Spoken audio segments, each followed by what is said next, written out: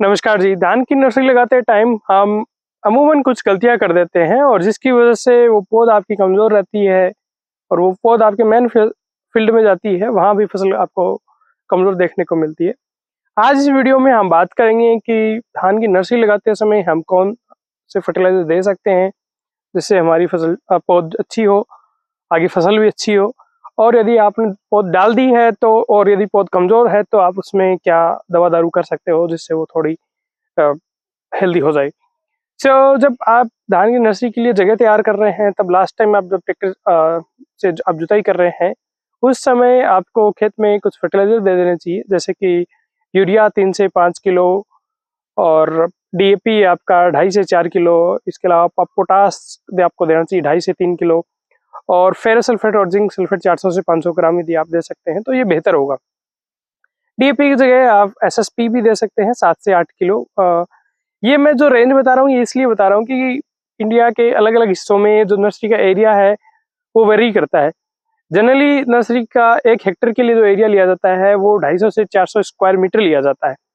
पर ज़्यादातर किसान इसको 250 250 के आसपास रखते हैं, कुछ 300 स्क्वायर मीटर तक भी जाते हैं। तो जो रेंज है, जैसे यूरिया की मैंने बताई 3 से 5 किलो, डीएपी 2.5 से 4 किलो, पोटास 2.5 से 3 किलो और जिंक और फेरस सल्फेट जो आपका है वो 400 से 500 ग्राम। ये डिपेंड करता है आपका एरिया कितना, कम एरिया तो आप ये लोअर पार्ट पे रहें और ज़्यादा एरिया तो आप हायर पार्ट पे रहें। यदि किसी वजह से आपने जिंक सल्फेट फेरस सल्फेट नहीं दिया है तो आप जब नर्सरी लगाने के 10-12 दिन बाद में यूरिया जब देंगे 3 से 5 किलो, उस समय उसमें आप जिंक या फेरस सल्फेट मिला के दे सकते हो पौधों को। और इन सब के बावजूद भी यदि आपकी फसल किसी वजह से कमज़ोर है आपकी नर्सरी, तो आप उसके अंदर सिंपली एक वाटर सोल्युबल फर्टिलाइजर का स्प्रे कर दें, जिसमें आप एक 15 लीटर की जो टंकी है वो आपको 1 हेक्टेयर के एरिया में जो नर्सरी है उसके लिए सफिशिएंट होगी। एक 15 लीटर की टंकी में आप 100 ग्राम के आसपास यूरिया और उसमें आपका जिंक सल्फेट करीब 70-75 ग्राम और फेरस सल्फेट आपका 50 ग्राम लेके उस 15 लीटर की टंकी में urea, zinc sulphate, ferrous sulphate तीनों को घोल बना के आप उसका स्प्रे कर सकते हो।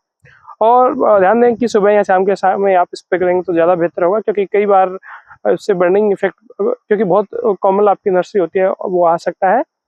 उम्मीद करता हूँ आपको जानकारी ठीक लगी होगी। खेती संबंधी वैज्ञानिक जानकारी के लिए आप इस चैनल को प्लीज़ सब्सक्राइब करें। नमस्कार, जय हिंद।